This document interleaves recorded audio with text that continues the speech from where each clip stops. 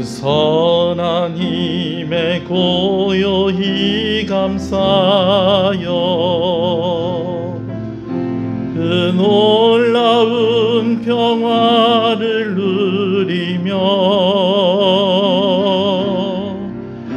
나 그대들과 함께 걸어가네. 나 그대들과 안해를 여네. 지나간 어물 어둠의 날들이 무겁게 내 영혼 짓눌러도 오 주여 우릴 외면치 마시고 약속의 구원을 이루소서. 그 선한 힘이 우릴 감싸시니 믿음으로 일어나 일기와하네. 주 언제나 우리와 함께 계셔. 하루 또 하루가 늘 새로워. 그 선한 힘이 우리를 감싸시니 선한 힘이 우리를 감싸시니 믿음으로 일어날 일 기대하네. 주 언제나 우리와 함께 계셔. 하루 또 하루가 늘 새로워. 할렐루야. 우리 신앙을 고백하시겠습니다. 전능하사 천지를 만드신 하나님 아버지를 내가 믿사오며 그 외아들 우리 주 예수 그리스도를 믿사오니 이는 성령으로 잉태하사 동정녀 마리아에게 나시고 본디오 빌라도에게 고난을 받으사 십자가에 못 박혀 죽으시고 장사한 지 사흘 만에 죽은 자 가운데서 다시 살아나시며 하늘에 오르사 전능하신 하나님 우편에 앉아 계시다가 저리로서 산자와 죽은 자를 심판하러 오시리라.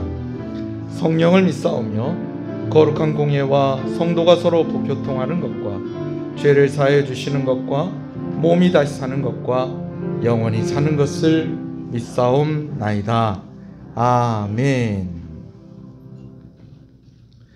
212장 찬송입니다.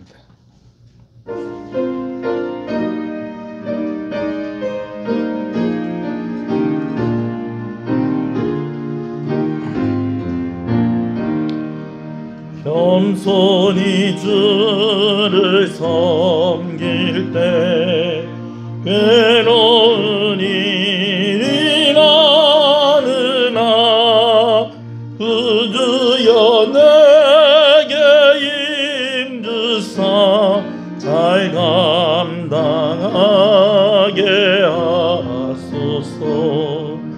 인자말을 가지고 사람을 감화시키며 갈 길을 잃은 무리를 잘 인도하게 하소서. 구주의 귀한 인내를 깨달아게 하시고 굳건한 믿음 주셔서 늘 승리하게 하소서. 장래의 영광 비추사 소망이 되게 하시며 구주와 함께 살면서 참 평안하게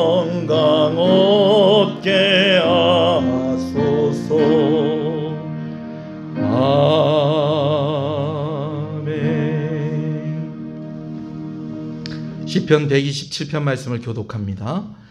여호와께서 집을 세우지 아니하시면 세우는 자의 수고가 헛되며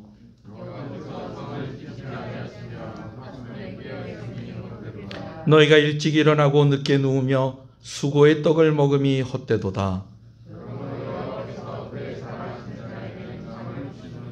보라, 자식들은 여호와의 기업이요 젊은 자의 자식은 장사의 수중의 화살 같으니 그들의 성문에서 그들의 원수와 담판할 때에 수치를 당하지 아니하리로다. 아멘. 김원동 집사님 기도 인도하십니다.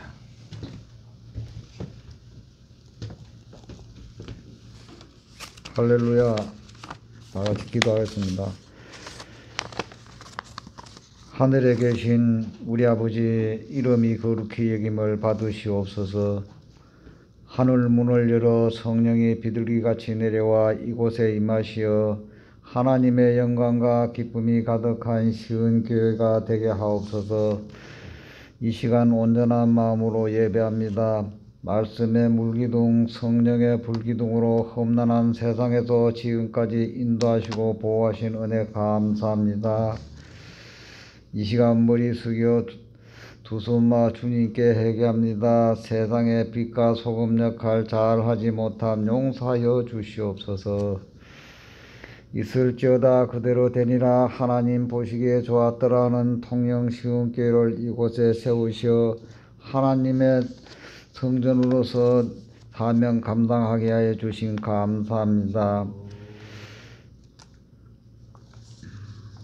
교회에 어려움이 있습니다. 주님 보살펴 주시옵소서. 이 나라를 사랑하시는 하나님 아버지, 동방의 예루살렘 대한민국을 살펴주시어 성령의 불길이 꺼져가고 있습니다. 다시 타오르게 하여 주시옵소서. 위정자들 하나님을 알고 경외하게 하여 주시옵소서. 이 땅의 질병이 사라져 평온한 나라가 되게 하여 주시옵소서. 사회가 개인 이기주의와 물질 만능주의로 윤리와 도덕이 타락되어 가고 있습니다. 올바른 가치관으로 어른을 공경하고 아랫사람을 사랑하며 하나님 아버지의 계명을 지키는 민족이 되게 하여 주시옵시며 하나님 영광이 가득한 복지 국가로 되게 하여 주시옵소서. 국토방위와 나라 안정과 의료 활동에 종사하는 자들이 많이 있습니다. 수고를 위로하시고 축복하옵소서. 북한에서도 지하에서 하나님 아버지를 갈망하면서 눈물로 기도하는 성도들 많이 있습니다. 위로하여 주시옵소서. 세계 여러 나라의 질병과 기아와 국난으로 어려운 나라가 많이 있습니다. 평정을 주시옵소서. 국내에서 땅끝까지 복음을 전파하는 선교사님들 어려움에 있습니다. 주님 도와주시며 그들을 축복하옵소서. 아브라함, 이삭, 야곱의 하나님, 우리의 하나님, 은혜가 시작되고 베풀어지는 시흥교회를 심령이 가난한 자, 육신이 불편한 자, 직장과 사업에 경제적으로 어려운 자, 여러 모양의 사정으로 주님께 아뢰고 원하고 바라고 기도하고 있습니다. 그 소리 들어 응답하시어 주님의 뜻대로 이루어 주실 줄 믿습니다. 감사의 기도와 기쁨을 찬양을 하게 하시며 오늘도 주의 날을 허락하신 감사합니다. 질병 사태로 인하여 전교인이 함께 예배드리지 못하고 나누어서 예배하고 있습니다. 주님께 즐겁게 교제도 하지 못하고 있습니다. 정상적인 주일 활동을 허락하게 하여 주시옵소서. 일찍 일어나고 늦게 누우며 수고의 떡을 먹으니 헛되도다. 그러므로 여호와께서 사랑하는 자에게 쉼을 주시는 주님, 이 시간 무거운 짐 다 내려놓고 예배합니다. 김영철 목사님 말씀 대언할 때 하나님 음성 듣게 하시며 예수님의 십자가의 능력과 부활의 능력, 그리스도 이름의 능력을 알게 하시며 나시린과 같은 마음을 다하고 힘을 다하여 믿음의 자녀로 살게 하여 주시옵소서. 복 주시고 축복하시는 하나님 아버지, 김영철 목사님 불쌍히 여기시어 영육간의 강건함을 주옵소서. 지혜와 성령이 충만하게 축복하옵소서. 교회 치리와 목회에 만사 형통하게 하옵소서. 당의 장로님과 보좌하는 사모와 가정에 축복하옵소서. 몸과 마음으로 교회에 봉사하는 자 있습니다. 복 주시옵소서. 하나님의 사랑의 손길로 어린 유아들 축복하시며 건강하게 성장하게 도와주시옵소서. 배움에 있는 학생들 지혜가 청명하게 하여 믿음의 자녀로서 꿈꾸는 자로 거듭나게 하옵소서. 시흥교회 각 전도회와 구역 금년도 사업 하나님께 칭찬받는 사업 잘하게 축복하여 주시옵소서. 시흥교회 지체들 사랑하시는 하나님 아버지, 새봄을 맞이합니다. 시냇가의 나무가 늘 푸르고 생기가 넘치듯 기도와 말씀 묵상에 부지런함을 주시며 기쁨으로 찬양하면서 에베네셀 생활로 건강하고 복된 날을 보낼 수 있도록 하여 주시옵소서. 난 예배 후 공동이해를 주님께서 주장하여 주시옵소서. 우리는 죄인입니다. 하나님 아버지 사랑합니다. 구하라 찾으라 문을 두드리라 하신 우리 구주 예수 그리스도 이름으로 기도하였습니다. 아멘.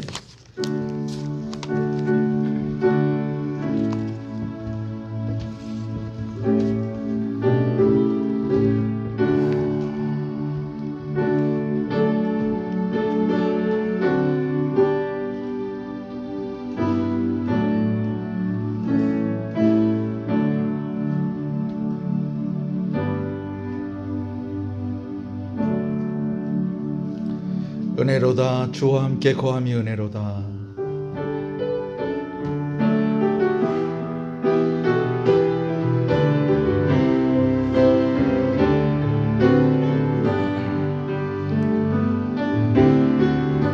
은혜로다. 주와 함께 거함이 은혜로다. 은혜로다. 주와 함께 거함이 은혜로다. 주가 계신 지성소에서 주를 찬송하니 내 영혼에 부어주신 주의 큰 은혜로다.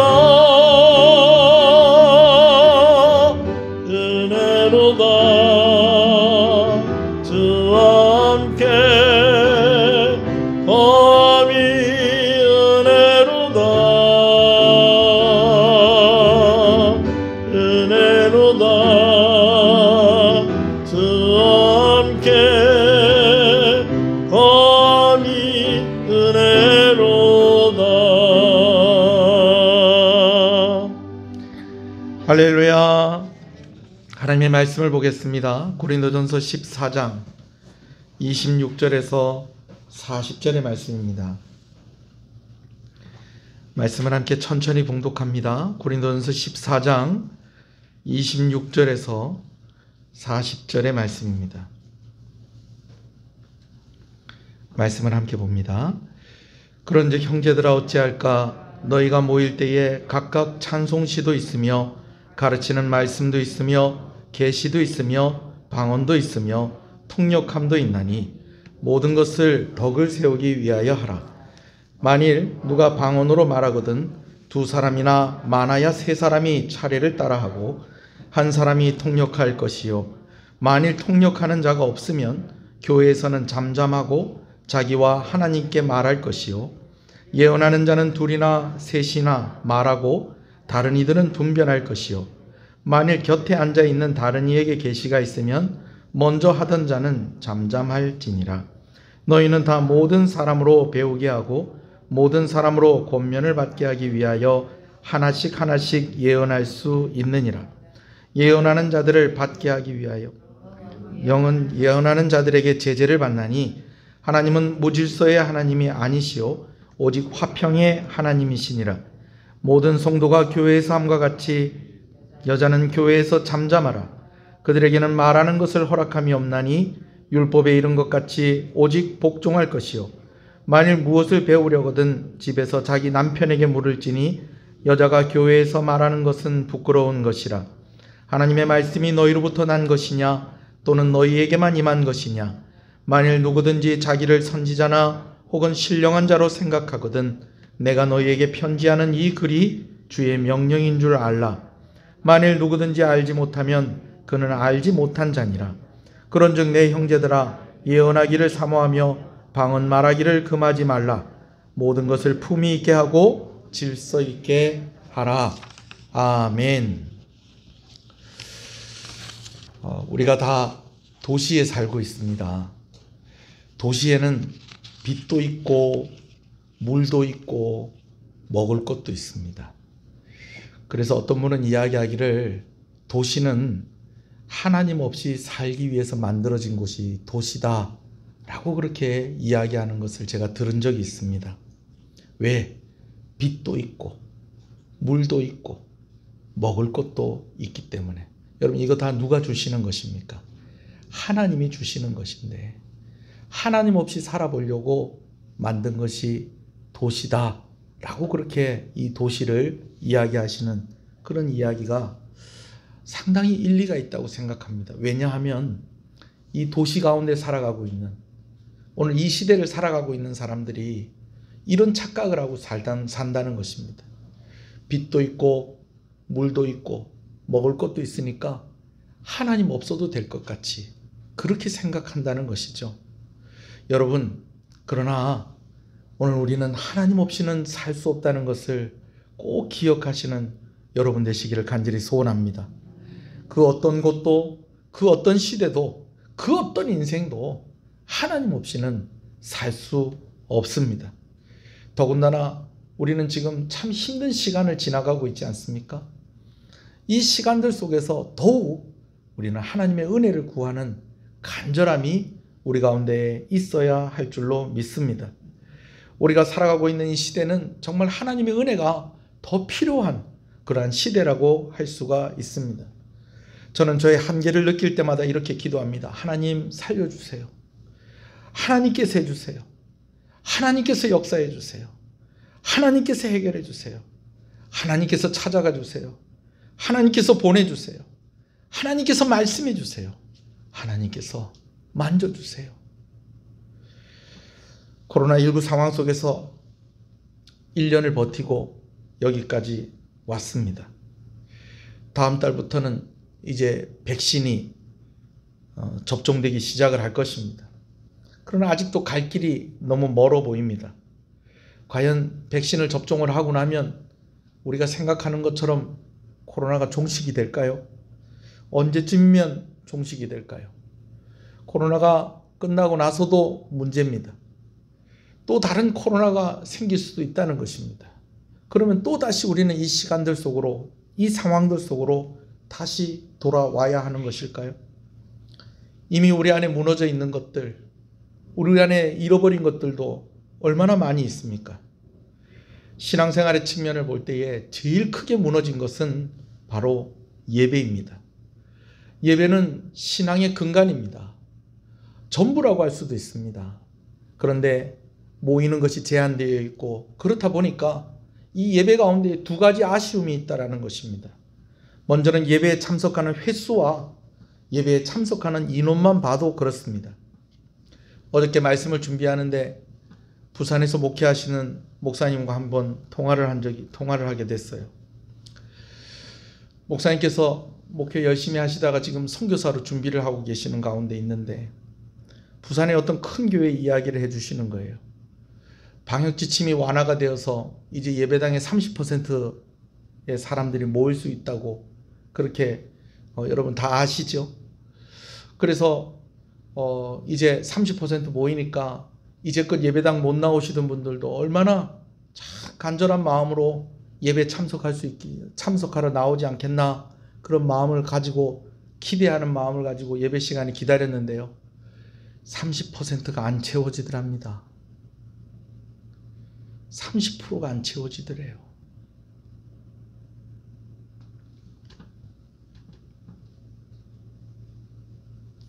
이번 주부터 우리 교회도 수요일 예배를 드렸습니다.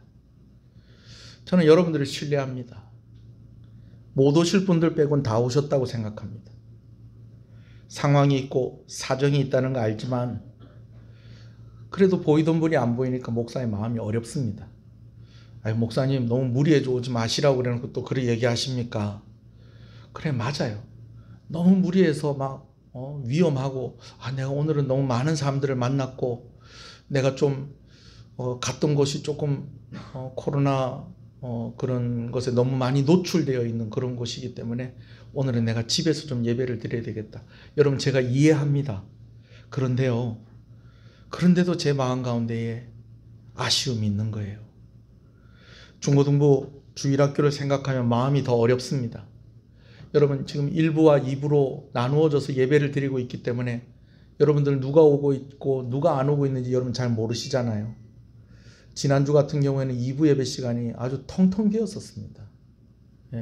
거의 뭐 한 줄이 쑥 비었었어요. 코로나 이후로 우리 교회가 그렇게 예배 드린 적은 아마 처음이었던 것 같아요. 물론 1부 예배 때 많이 오셨어요. 2부 예배 때 그렇게 많이 비어 있었어요. 여러분, 2부 예배 때 함께 또 예배를 드리던 사람들이 있는데 바로 중고등부 학생들입니다. 중고등부 아이들이 많이 비었어요. 30%쯤 됐기 때문에 이제는 우리 교회 정도 수준이면은 우리 교인들 전부 다 같이 모여서 예배 드려도 상관없습니다. 될 수 있으면 1부 예배 말고 2부 예배 오십시오. 그래서 함께 모여서 함께 얼굴 좀 봐야 됩니다. 여러분, 우리가 한 몸이라면요, 우리 눈에요, 안 온 사람들이 보여야 됩니다. 지금 나누어져서 예배를 드리다 보니까 누가 왔는지 누가 안 왔는지를 알 수가 없습니다. 코로나19 상황 가운데에 우리가 이렇게 예배에 참석하는 횟수도 줄어들게 됐습니다. 우리 할머니들 참 너무 죄송해요. 우리 할머니 권사님들 매일 새벽에 기도하러 나오고 싶은데 차량 운행을 지금 못하고 있잖아요. 그러고 있다 보니까 뭐 할머니들이 새벽에 차도 없는데 뭐 교회까지 걸어오겠어요? 어떡하겠어요?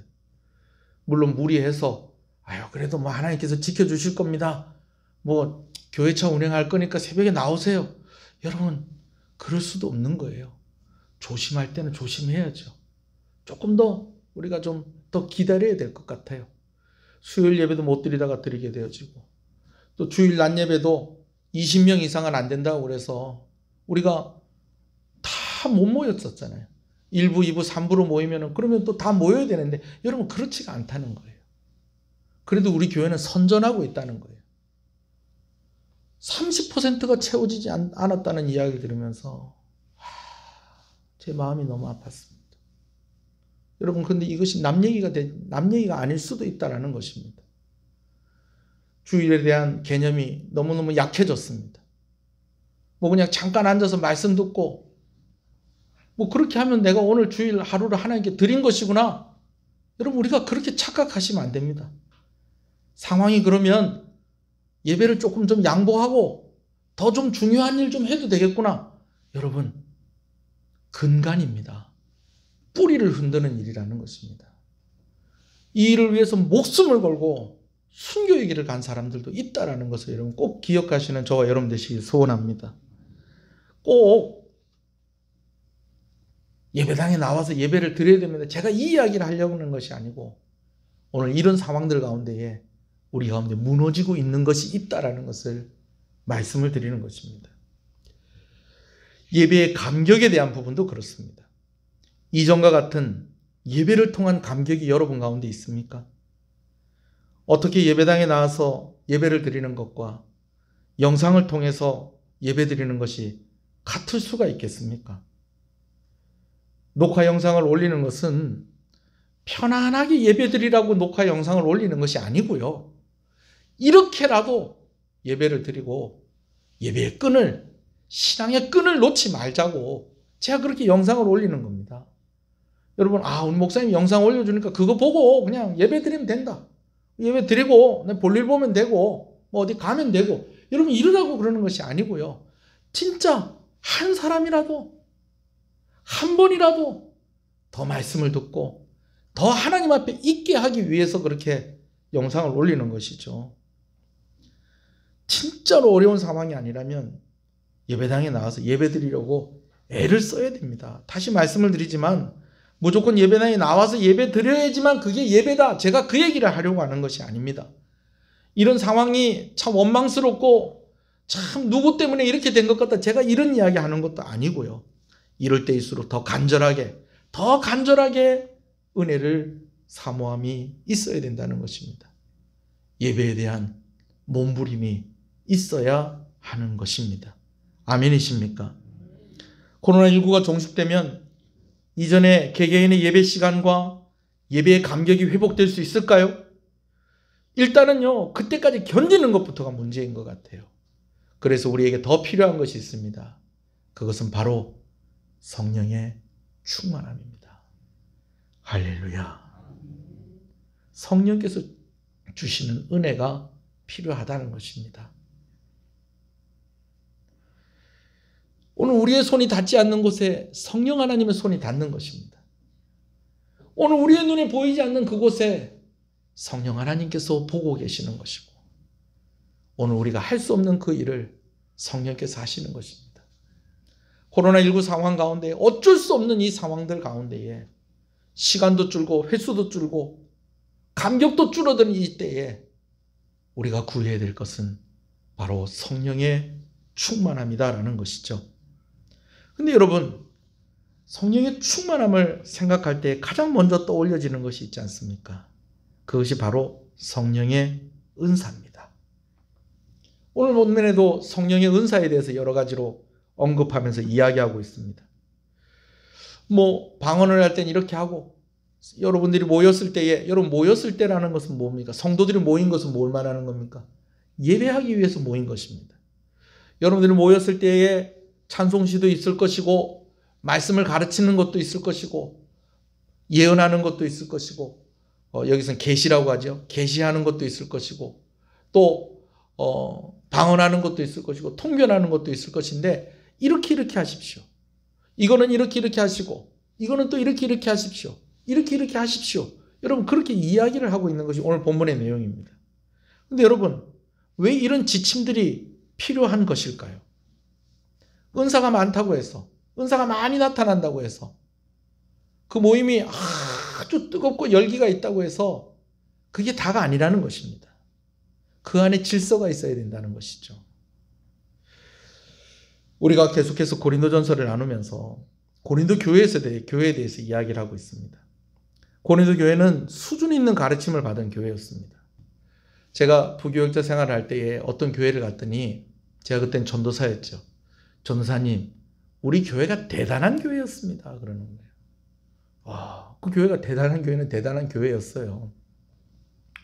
통영에서 500명을 넘은 교회였습니다. 우리 교회가 대단한 교회였습니다. 교회 창고에 가니까요, 지금은 얼마나 자료들이 많은지 몰라요. 근데 그때만 해도요, 제가 처음 보는 자료들과 교구들이 있는 걸 제가 봤어요. 성도들이 이런 교육도 받고 저런 교육도 받고 이런 교육도 받고 저런 교육도 받고, 우리 교회가 진짜 수준 있는 교회입니다. 우리 교회 다녀가신 목사님들이요, 다 부흥사고요, 정말 대단한 분들이십니다. 제가 그 자랑을 들었어요. 그런데 제 마음이 너무 아픈 거예요. 그 교회가 셋으로 나누어져서 뿔뿔이 다 흩어지고, 제가 중고등부도 제가 맡고 있었는데, 주일학교, 중고등부, 청년부, 성가대, 제가 맡은 게 그 교회에서 하는 일이었는데, 중고등부 첫 예배를 드리려는데 아이가 한 명이 앉아 있더라고요. 그 수준 높은 교육을 받았다고 하는데 교회가 싸우고 흩어져서 중고등부 예배 시간에 와 있는 아이가 한 명이 앉아 있더라고요. 한 명이. 금식을 하면서 가슴을 치면서 중고등부 회복시키려고 얼마나 애를 썼는지 모릅니다. 여러분, 고린도 교회는 수준 있는 가르침을 받은 교회였습니다. 고린도 교회는요, 규모 있게 성장한 교회였습니다. 고린도 교회가 헌금한 것이 초대교회의 초기 선교 사역에 큰 큰 힘이 되고 보탬이 됐었습니다. 예루살렘 교회가 고린도 교회에 도움이 없었으면 정말 얼마나 더 힘들었을까 상상도 할 수 없는 그런 일이었습니다. 고린도 교회는 규모 있게 그렇게 성장한 교회였다는 것입니다. 고린도 교회는 성령의 은사가 많이 나타나는 교회였습니다. 지난주에 말씀을 드렸듯이 고린도서 12장 그리고 13장, 14장 계속 우리가 살펴보는데 은사에 대해서 이야기를 하고 있습니다. 근데 은사에 대해서 뭘 이렇게 자세하게 설명을 하고 있질 않아요. 그 이유가 뭐라고 그랬습니까? 자세하게 설명할 필요가 없다는 거예요. 그냥 무슨 은사 그러면 고린도 교인들은 다 아는 거예요. 왜? 자기가 그 은사를 받았든지 경험을 했든지 했기 때문에 뭐 이런 은사 그렇게 그냥 잠깐 언급만 해도 고린도 교인들은 다 알아듣는 거예요. 그만큼 은사가 풍성하게 나타나는 교회였습니다. 그러나 여러분 어떻습니까? 고린도 교회를 우리는 건강한 교회로 기억하지 않습니다. 고린도 교회가 이런 좋은 면이 있었던 것만큼이나 우리는 고린도 교회를 생각할 때에 참 안타까운 교회다라고 우리는 그 고린도 교회를 그렇게 기억을 한다는 것입니다. 여러 분파로 나누어져 싸우고 있었고 그 가운데 교회 안에 죄의 문제를 그대로 방치한 채 해결하지 못하고 있었고 심지어 그들은 성령 하나님께 받은 은사까지도 각자의 우월함을 각자의 주장이 옳다는 것을 증명하는 그런 도구로 사용하는 그런 어처구니 없는 그런 모습을 가지고 있었던 것입니다. 그래서 바울은 이러한 고린도 교회를 바로잡기 위해서 먼저는 사랑에 대해서 강조하면서 권면을 했습니다. 그리고 오늘 또 한 가지 오늘 본문에서 강조하며 권면하는 것이 있습니다. 그것은 모든 것을 품위 있고 질서 있게 하라는 것입니다. 할렐루야. 우리 40절 말씀 같이 읽어볼까요? 시작. 모든 것을 품위 있게 하고 질서 있게 하라. 다른 성경에는 이렇게 번역이 되어 있어요. 다만 모든 것을 적당하게 하고 질서 있게 하십시오. 모든 일을 적절하게 하고 질서 있게 해야 합니다. 39절에 얘기한 것처럼 방언하지 말라는 게 아니고 예언하지 말라는 것이 아닙니다. 다만 어떻게 하라는 거예요? 품위 있고 질서 있게, 적당하게 질서 있게, 적절하게 질서 있게 그렇게 할 필요가 있다라는 것이죠. 성령의 은사는 성령 하나님께서 주신 특별한 선물입니다. 여러분 이 은사를 사모하시는 여러분 되시길 소원합니다. 그런데요 이 은사가 적절하게 적당하게 품위 있게 질서 있게 그렇게 사용되어지는 것이 또한 중요하다는 것입니다. 아쉽게도 고린도 교회는 은사를 사용하며 아쉬움이 있었습니다. 심지어는 여자들은 교회에서 잠잠하라라는 이야기가 나올 정도였습니다. 이 말씀에 여러분 오해하시면 안 됩니다. 본문에서 이 여인들은 고린도 교회 여자 성도들을 말하는 것입니다. 이 말씀이 뭐 여자들은 교회에서 조용히 하십시오. 여러분 그 말로 하는 것이 아니고 지금 고린도 교회 상황이 좀 누구는 좀 잠잠할 필요가 있었다는 거예요. 여자 성도들이 좀 잠잠할 필요가 있었다라는 것이죠. 여러분 하나님께서 남녀를 차별하시는 분이 아니십니다. 여자들 가운데 사사가 있을까요? 없을까요? 여자들 가운데 사사가 있었습니다. 왕이 있기 전에 사사였습니다. 나라를 이끌어가는 그런 사람이 있었다는 것입니다. 여자들 가운데 선지자들이 있었을까요? 없었을까요? 여자들 가운데 선지자들이 있었습니다. 부활하신 예수님께서 가장 먼저 만나신 것이 남자였을까요? 여자였을까요? 여인들을 먼저 만나신 것입니다. 무엇보다도 성령의 은사가 여성들에게 더 많이 나타나는 것을 오늘날에도 우리가 보지 않습니까? 그런데 여자들이 잠잠하라, 여자들은 잠잠하라라고 그렇게 이야기할 정도로 고린도 교회는 질서를 잃어버렸다는 것입니다. 품위를 잃어버렸다는 것입니다. 은사를 적절하게 적당하게 사용하는 그것이 되어지지 않고 있었다라는 것이죠. 여러분 뭐 한두 사람이 좀 문제였을 건데 뭘 이렇게 또 여자들 전체를 다 잠잠하라고 하십니까? 여러분 이게 목회자의 마음이에요. 이게 목회자의 마음이에요. 우리가 어렸을 때 학교 다닐 때에 단체로 기합을 받잖아요. 그죠? 이 단체로 기합을 받는데 조금 좀 마음에 불만이 있을 수도 있어요. 근데 교회에서는 또 이런 모습들도 좀 필요한 거예요. 뭐냐면 누구 한 사람이 잘못했어요. 그러면 그 사람을 콕 집어서 너는 좀 잠잠해라 하는 것보다는 그냥 조금 뭉퉁거려서 좀 잠잠하십시오 라고 그렇게 이야기하는 것이 그 사람에게 상처를 덜 주고 위축되지 않게 하려고 하는 그런 목회적인 방법이기도 하다라는 것입니다. 여러분 오해하시면 안 됩니다. 우리 여자 성도들 오해하지 마세요. 예, 이때 상황이 그럴 수밖에 없는 상황이었다라는 것입니다. 아멘이십니까? 그래서 그런지 나중에 이 브리스길라와 아굴라를 소개할 때에 이 브리스길라가 부인이고 아굴라가 남편이고 그렇잖아요. 그죠?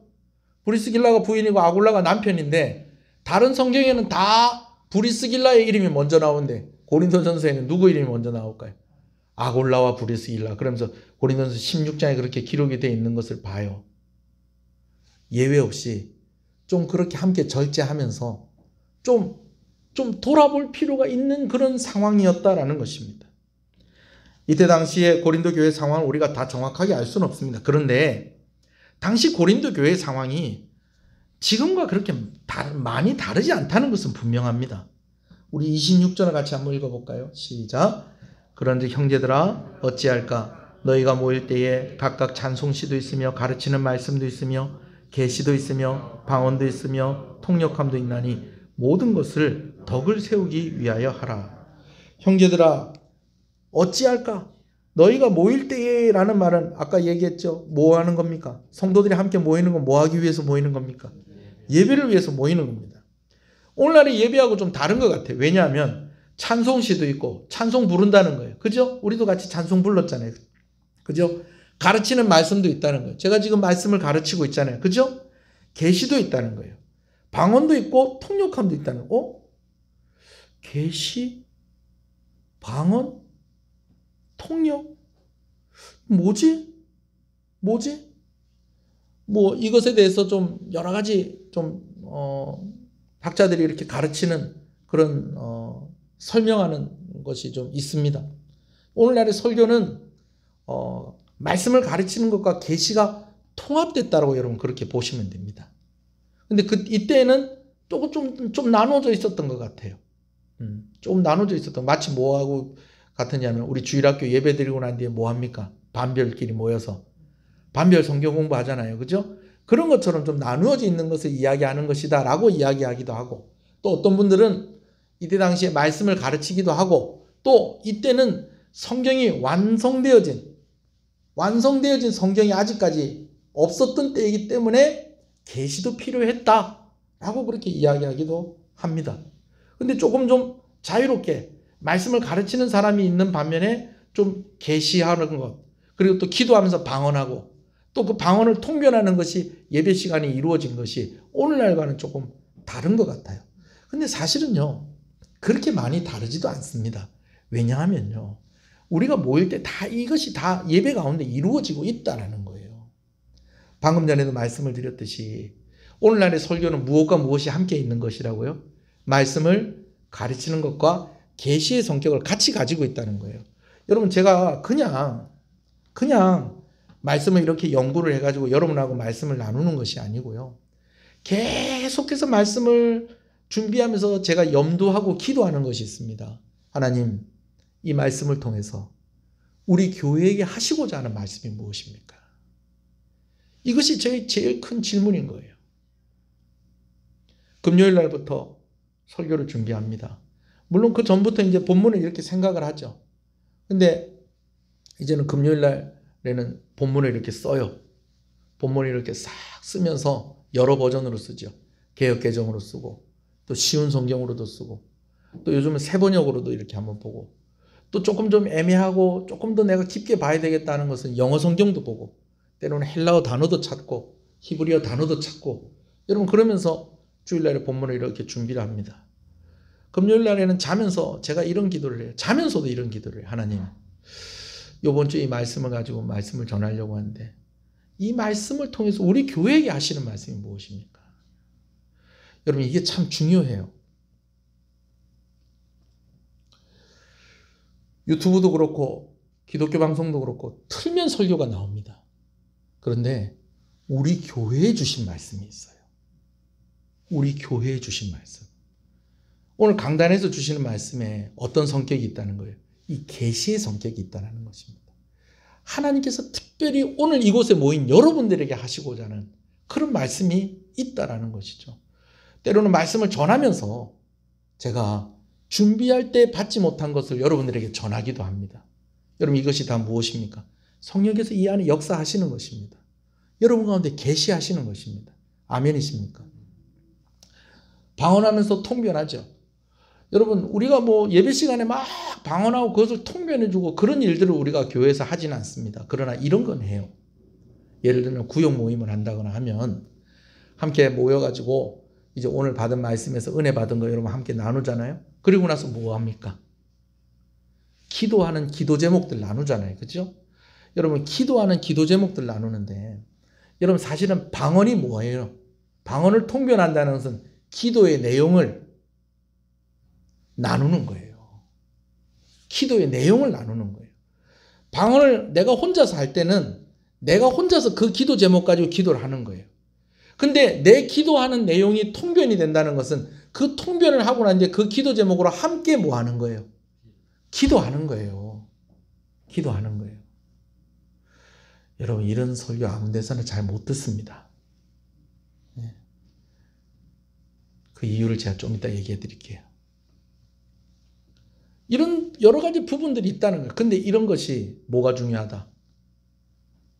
품이 있고 질서 있게 적절하게 적당하게 질서 있게 하는 것이 중요하다라는 것입니다.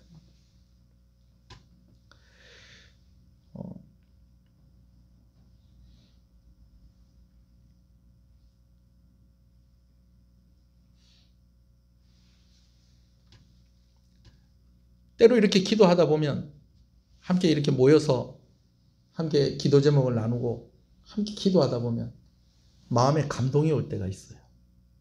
그래서 구역 모임 시간에도 집사님, 내가 집사님 말씀을 이야기를 들으면서 또 내가 방금 전에 우리 같이 기도하는데 집사님 내 마음에 이런 감동이 있다. 여러분 그럴 때 있습니까? 없습니까? 구역 모임 한 지 하도 오래돼서 그런 거 모르겠습니까? 목사가 이렇게 같이 만나서 이야기하는데 집사님, 권사님, 장로님 제가 이렇게 같이 이야기를 하다 보니까 하나님께서 제 마음에 주시는 마음이 있네요. 그래서 그런 이야기 나눌 때가 있습니까? 없습니까? 그럴 때가 있어요, 여러분. 그래서 성령께서 감동하시는 것입니다. 그걸 잘 구별해야 돼요. 때로는 정말 엉뚱한 얘기를 하는 사람들도 있다니까요.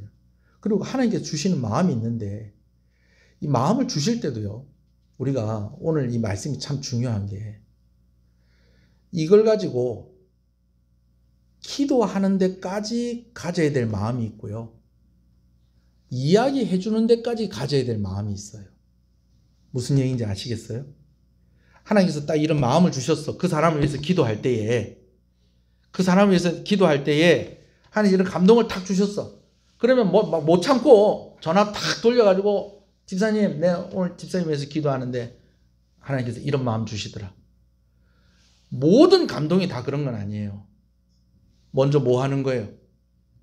기도하는 거예요. 기도하는 거예요. 여러분 목사가 여러분들에게 하고 싶은 말 다 하겠어요? 안 하겠어요? 예? 다 안 합니다, 여러분. 제가 기도할 때 받은 그 감동들 여러분한테 다 얘기하잖아요. 아유, 교회 옮기실 분도 있을 거야 아마. 웃자고 하는 얘기입니다. 그거 품고 기도 제목으로 가지고 있어야 될 게 있고 말해야 될 것들이 있다는 거예요. 근데 자 우리가 어떻게 하다 또 그 얘기를 나눴어요. 근데 그분께서 나에게 얘기를 해주시는데 누구의 음성 같다는 거예요? 하나님 음성 같은 거예요. 딱 내가 기도하고 있는 제목인데 진짜 내가 바라고 기다렸던 그런 응답인데 그분을 통해서 나에게 이야기해 주시는 거예요. 감사해요? 안 감사해요? 감사하죠. 고마워요? 안 고마워요? 고맙죠. 그런데 이렇게 또 자유롭게 이렇게 하다가요. 오늘 본문에 보면 뭐라고 얘기하냐면은 2사람, 3사람까지만 그렇게 해라. 이런 이야기들 막 나와요. 나중에 자세히 한번 보세요. 제가 그것까지 지금 설명하면 오늘 2부 예배 시작할 때까지 설교해야 됩니다.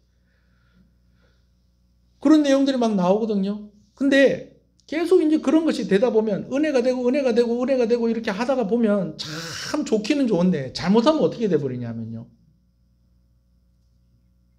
그 사람을 권면하고 그 사람을 세우기 위해서 예언하고 통변하고 해줬던 것이 자리를 이탈을 해가지고 말씀을 가르치고 계시하고 이러는 것보다 더 앞서버리기도 한다는 것입니다. 거기다가 오늘 보면은 예언하는 것도 그렇고 계시하는 것도 그렇고 통변하는 것도 그렇고 한 사람만 해라 여러 사람이 같이 해라. 여러 사람이 같이 하라는 것은 틀릴 수도 있다 없다? 틀릴 수도 있다는 거예요. 근데 여기서 또 한 가지가 있어요. 아이고 참 어렵습니다. 여기서 또 한 가지가 있는데 자꾸 확률이 이렇게 계속 이렇게 하다 보면 확률이 좀 높은 사람이 나오게 된다는 겁니다. 확률이 높다는 것이 무슨 말인지 아시겠죠? 예? 통변하는데 이 사람이 진짜 정확하게 통변하는 것 같은 거예요. 말씀을 주시는데 이분을 통해서 주시는 말씀이 더 정확한 것 같은 거예요. 근데 이 시간이 쭉 지나가다 보면 계속 잘 이렇게 확률이 높은 사람이 계속 잘 이 표현을 좀 써서 죄송합니다. 잘 맞추고 잘 이렇게 되는 거예요. 무슨 얘기인지 아시겠죠? 아이 답답합니다. 이 카메라를 켜놓으니까 제가 지금 마음껏 지금 얘기를 못해. 그렇게 되다 보면 또 어떻게 되냐면 무게가 중심이 기울어지기 시작을 하는 거예요. 똑같은 3사람이 통변하는 게 아니에요. 누가 통변하는 것에 무게가 실리는 거예요. 잘 이해하고 들으세요. 잘 맞추는 사람한테 무게가 쏠리기 시작을 하는 거예요. 그럼 균형이 깨지죠. 그러면서 그 사람이 의도하든 의도하지 않든지 간에 권위보다도 더 앞서고 하나님께서 세우신 말씀의 권위, 사역자의 권위보다도 더 앞서기 시작을 하고 또 그것이 교회 분란과 분쟁의 원인이 되기도 한다는 것입니다.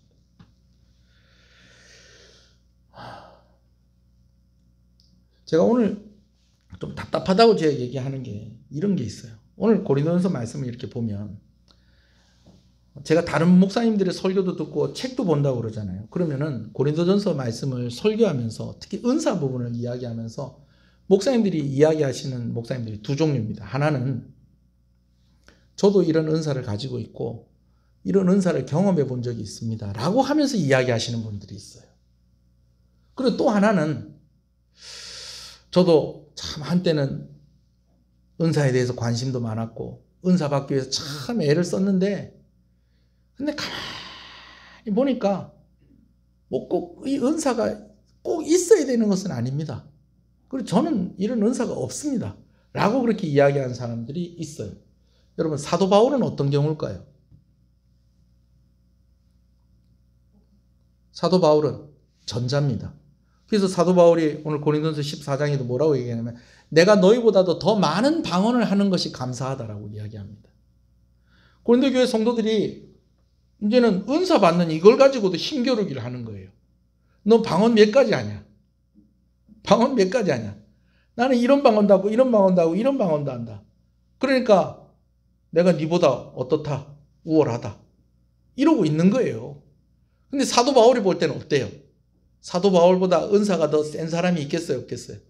없지요. 그러니까 사도 바울이 그것을 둘러서 이야기하기를 뭐라고 얘기하냐? 내가 여러분보다 많은 방언을 하는 것이 참 감사하네요. 그렇게 이야기를 하고 있는 것입니다. 그럼 저는 어떨까요?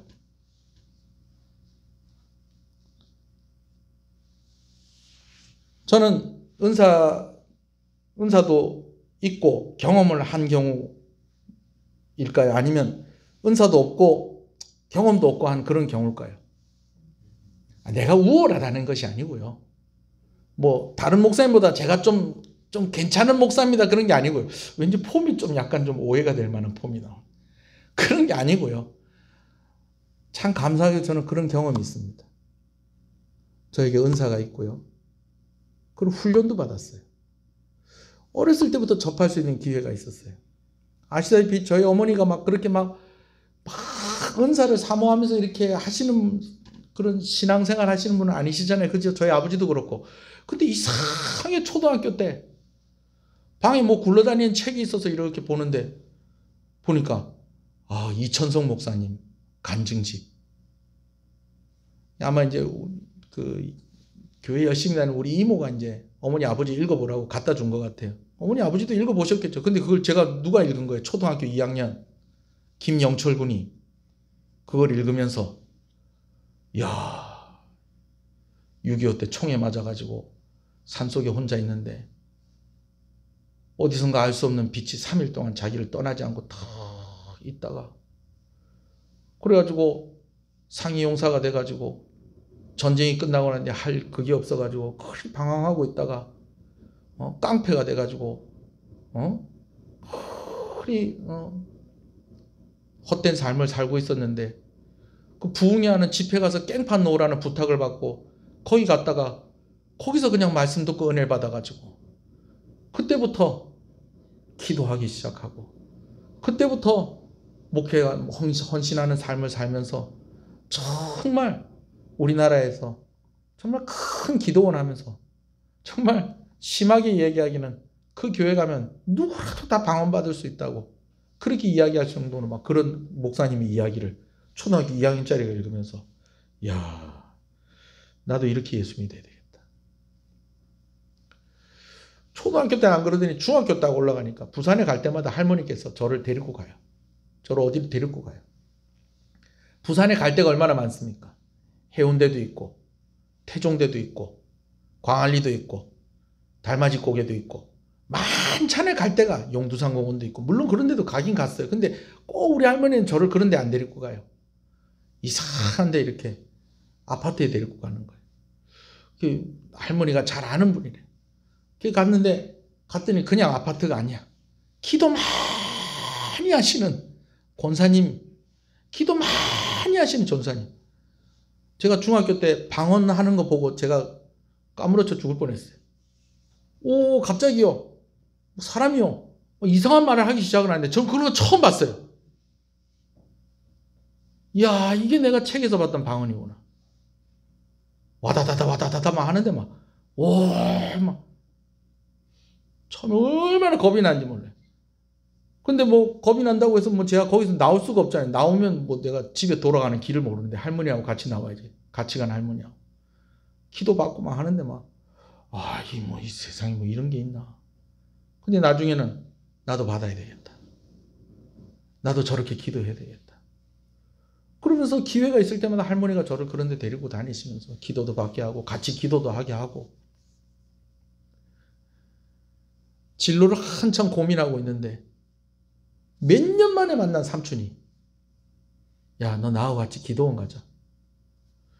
나 이때까지 기도원이라고는 중고등부 수련회 때 같이 갔던 그 기도원밖에 없는데 그냥 거기는 그냥 조용하게 기도하다가 조용하게 말씀 듣다 오는 데인데 삼촌이 저를 데리고 기도원을 가는데 이불을 싸들고 가는 거예요. 기도원 가는데 이불을 왜 가지고 가요? 이유가 있다. 데리고 간 데가 순복음교회 산 오살리 기도원이었어요.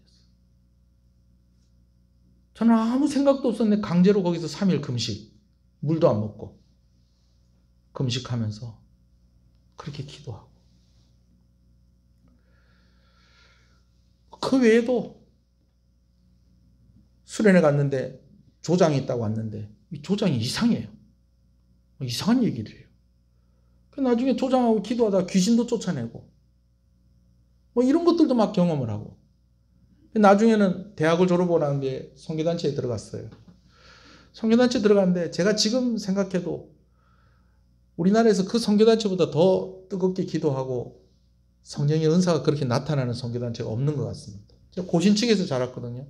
그런 경험들이 있지만 진짜 성경 중심, 개혁주의 그것만 쭉 강조하던 그런 신앙의 배경 가운데 살았는데 그런 가운데서 제가 방언이 너무 하고 싶었어요. 근데 그 선교단체가 참 건강하게 사역을 하는 선교단체였고, 그리고 많이 도전이 되는 그런 부분들이 많이 있어서 여기서 한번 훈련을 받아볼까 했는데 누가 얘기를 하는데 거기 가면 방언을 받는다는 거예요. 그래, 안 그래도 내가 가고 싶었는데 그럼 한번 가자. 방언만 받아도 6개월 동안 훈련을 받는데 6개월 훈련 받는 거 하나도 아깝지 않다. 왜? 제가 7년 동안 진짜 방언 달라고 그렇게 기도했었거든요. 선교단체 가서 훈련을 받는데 방언도 받고요.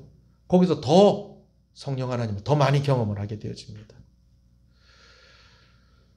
3개월 동안 강의 들으면서 기도하고 묵상하고 여러 가지 신앙 훈련을 하다가 3개월 동안은 이제 바깥에 나가서 전도 여행을 다니는 거예요.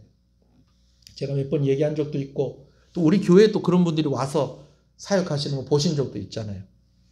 3개월 동안 이렇게 다니는데 지금은 기간이 한 달이 줄어가지고 2달밖에 안 다녀요. 우리는 석 달을 다녔어요. 석 달을 다니는데 일주일 동안 쓸 수 있는 돈만 딱 주고 나머지 2달 반은 어떻게 하는 거예요? 알아서 하는 거예요. 알아서 하는 게 어떻게 하는 거예요? 그럼 가가지고 우리가 뭐 이렇게 아르바이트 해갖고 이게 먹고 뭐 자고 이렇게 하는 게 아니고요. 기도하고 하나님께서 주시면 먹고 하나님께서 재워주시면 들어가서 자고 이러는 생활을 3개월을 하는 거예요. 여러분 정말 헌신된 사람들, 정말 은혜에 갈급한 사람들이 모여서 6개월을 같이 살아요. 여러분 그 상황들 속에서 얼마나 은혜가 넘치겠습니까? 저는요 거기서 뭐 고린도전서에 나오는 이 은사들을요 다 본 것 같아요.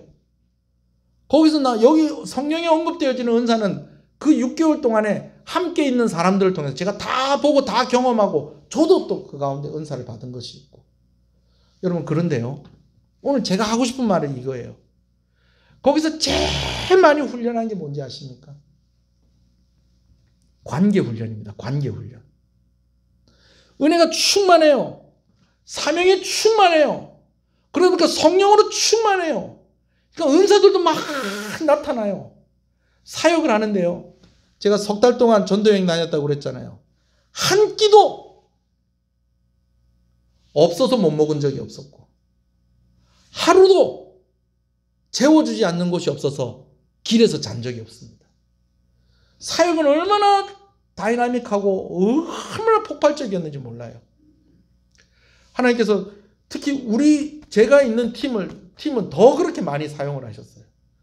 막 수련회 가는데 찬양인도만 해도 애들이 막 그냥 막 쓰러지고 막 방언받고 막. 여러분 이런 역사가 나타나고 교회들마다 찾아가서 같이 이렇게 하고 나면 온 성도들 다 울고 막 사역을 하는 저희가 더 놀라는 거예요. 우리가 이렇게 대단한 사람이었나? 사실은 누가 대단한 건데 누가 역사하시는 건데 성령께서 역사하시는 건데 나를 통해서 이런 일들도 일어날 수 있는 건가? 이런 일들도 일어날 수 있는 건가? 여러분 그런데요 사역 끝나고 나면요 얼마나 싸우는지 어떤 사람들 은혜 충만, 사명 충만, 성령 충만, 은사 충만한 사람들이 사역 끝나고 나면 뭐 하는 거예요? 싸우는 거예요. 일주일 내도록 싸워요. 주일날 되면 이제 또 사역이 있거든요. 그럼 주일날 사역하기 전에 극적으로 화해해요. 그러면 또 사역을 하면 또 놀라운 일들이 또 나타나요. 그러고 나서 또 사역 끝나고 나니 오늘 진짜 수고했다 애썼다 그러고 나서 그 다음날부터 또 뭐 해요?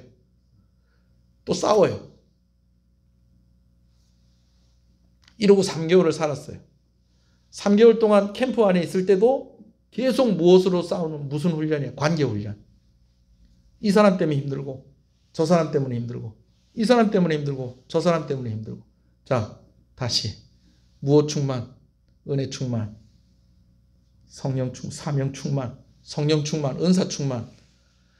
여러분 이런 사람들이 모이니까 충만한데요. 무엇도 충만하더라는 거예요. 서로 간에 부딪히는 것도 너무너무 많더라는 거예요. 지금 생각을 해도 그때 훈련을 잘 받았어요. 관계 훈련을 통해서 이루어진 게 뭐냐면요. 절제예요. 절제. 오늘 말씀에 품위 있고 질서 있게 하라. 여러분, 품위 있고 질서 있게 하기 위해서 뭐가 필요하냐면 절제가 필요해요. 절제를 어떻게 설명하면 좋을까요? 여러분, 제가 간단하게 설명할게요. 절제는요, 운전하는 거하고 같아요. 여러분, 절제로 훈련하는 것은 운전 연습하는 거하고 같아요. 여러분, 운전면허 따보신 분들은 알겠지만 운전할 때 뭐가 중요합니까? 가는 것도 중요하지만 서는 것도 중요합니다. 서야 되는 라인이 있어요. 그 라인 벗어나면 삑, 탈락입니다. 이렇게 되는 거예요. 제가 운전면허 시험 치는데 뒤에 있는 차가 저를 받았어요. 아줌마가 서야 되는데, 죄송해요, 아줌마라고 했어요. 아줌마는 아줌마였어요, 진짜로. 예. 이분이 면허 시험을 치면서 너무 긴장했나 봐요. 이렇게 하면 이렇게 앞에 시험 치는 사람하고 뒤에 치는 사람하고 이렇게 간격이 있잖아요, 그죠? 근데 이분이 이게 간격이 이게 안 맞춰지는 거예요. 그러더니 급기야는 제가 이렇게 코너를 이렇게 돌면서 이렇게 하고 있는데 뒤에서 와서 받아버리더라고요. 저도 같이 떨어질 뻔했어요. 근데 다행히 받았는데도 제가 차선도 넘어가지 않고 어떻게 이렇게 되고 뒤에서 받았기 때문에 그냥 저는 어떻게 그냥 코스 통과가 됐었죠. 서야 될 때 서는 것이 진짜 중요해요. 또 무엇을 벗어나면 안 돼요? 뭐 벗어나면 안 돼요? 차선을 벗어나면 안 되거든요. 이게 절제예요. 여러분, 이게 안 되면요, 성능이 좋으면 좋은 차일수록, 힘이 좋으면 좋은 차일수록 더 위험한 거예요. 아멘이십니까? 말씀을 마무리하겠습니다. 강한 은사를 가진 사람은 차가 빠르게 갈 수 있는 것과 같습니다. 근데 절제가 안 되면요, 이 속도가 제어가 안 되면요, 차선 바깥으로 가고요, 멈추지 않으면 사고가 되는 겁니다. 오죽하면 여인들은 잠잠하라 라고 하는 그 상황까지 갔겠습니까? 우리 한번 기도하십시다.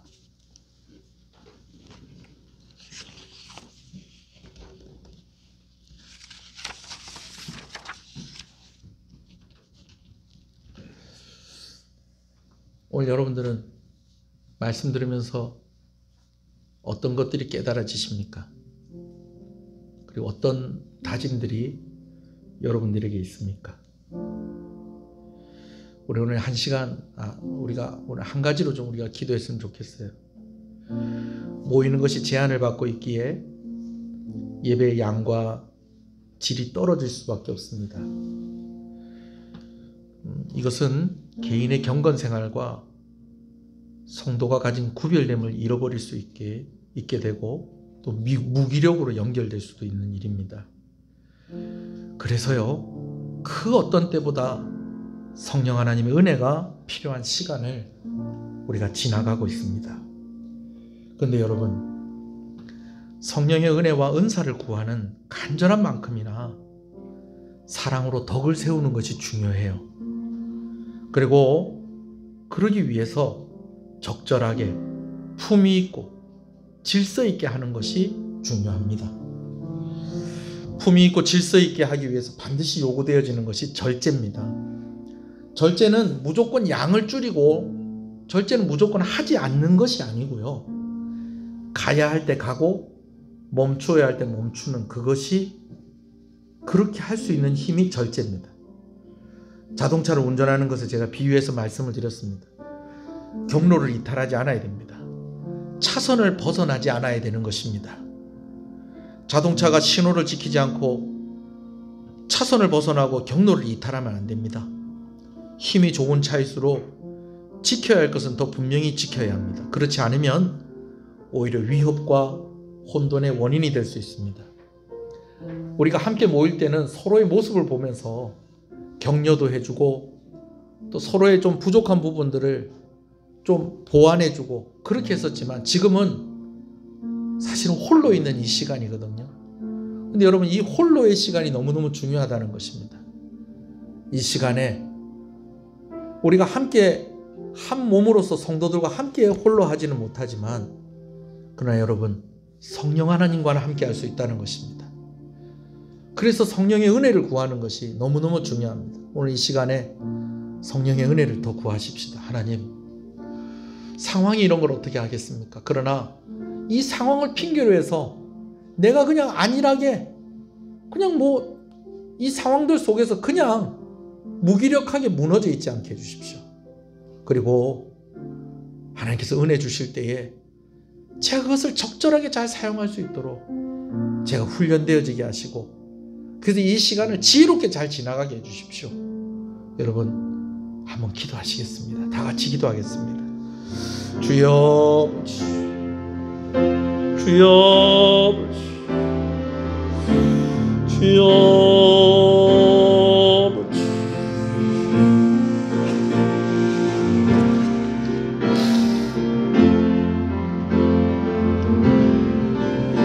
그 선함님의 고요히 감사하며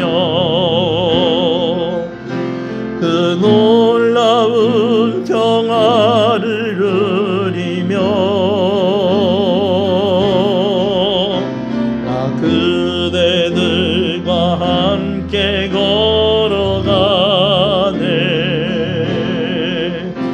나 그대들과 아내를 여네. 그 선한 힘이 우리 감싸시니 믿음으로 일어날 일 기대하네. 주 언제나 우리와 함께 계셔. 하루 또 하루가 새로워. 우리 절제의 문제가 나온 김에 우리 은사에 대한 그런 절제의 부분도 있겠지만 우리 삶의 절제의 부분도 위해서 우리 한번 기도했으면 좋겠어요. 하나님께서 주시는 마음입니다. 여러분, 홀로 있기 때문에 오히려 절제가 되지 않는 부분들이 있을 수 있다는 것입니다. 성령께서 나를 붙잡아 주시옵소서. 그래서 성령에게만 매여 있게 해주십시오. 하나님의 은혜에만 매여 있게 해주십시오. 내가 다른 것에 매여서 다른 것에 빠져서 그렇게 있지 않게 해주십시오. 내 삶에 절제가 있게 해주십시오. 우리 한번 이 기도 제목 가지고 한 번 더 기도합니다. 그 선하심에 우리 감싸시니 믿음으로 일어날 일 기대하네. 주 언제나 우리와 함께 계셔. 하루 또 하루가 늘 새로워. 살아계신 하나님 아버지, 감사합니다. 오늘 이 말씀을 주셔서 감사합니다. 여러 가지로 참 어렵고 전하기도 힘들고 해석하기도 힘든 말씀인데, 아버지 하나님, 우리 교회가 그래도 이런 말씀이 주어졌을 때에 경험이 있게 하시고 또 이해함이 있게 하시는 것을 감사합니다. 성령의 은혜가 너무너무 절실한 이 시대 가운데 있습니다. 모이는 것이 제한되다 보니 예배가 예전 같지 않습니다. 예배를 드리는 횟수나 예배의 질적인 면이나 특히 감격적인 면에 있어서 아버지 하나님, 우리가 힘들게 그렇게 1년을 살아왔습니다. 잘못하면 더 이 시간이 길어지고 이렇게 가다가 보면 우리의 신앙이 근간이 흔들릴 수도 있겠다는 위기의식을 가지기도 합니다.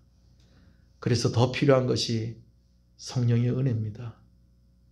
우리가 서로를 돌보아 주지 못할 때에 성령께서 돌보아 주셔야 되고, 우리가 서로를 챙기지 못할 때에 성령께서 챙겨주셔야 하고, 우리가 홀로 있을 수밖에 없는 이 상황 속에서 우리가 홀로 있지 아니하고 성령 하나님과 함께하는 그런 신앙의 모습이어야 할 것인데 아버지, 이를 위해서 기도하는 우리 모든 성도들이 되게 하여 주시옵소서.